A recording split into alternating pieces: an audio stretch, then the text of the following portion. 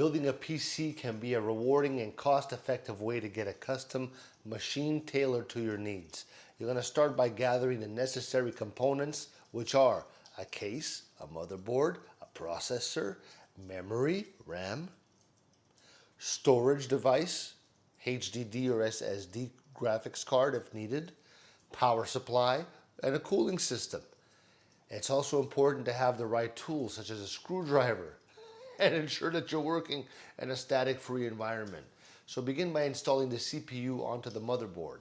Carefully align the processor with the socket and secure it in place. Next, you're going to attach the RAM into the designated slot on the motherboard, ensuring it's properly seated. After that, you can mount the motherboard into the case, securing it with screws. For storage, you're going to place the SSD or HDD in its designated bay or mounting area, connecting it to the motherboard with data cables and to the power supply. If you're using a discrete graphics card, install it into the PCIe slot on the motherboard. Once the components are installed, you're going to connect the power supply to the motherboard storage and any other components.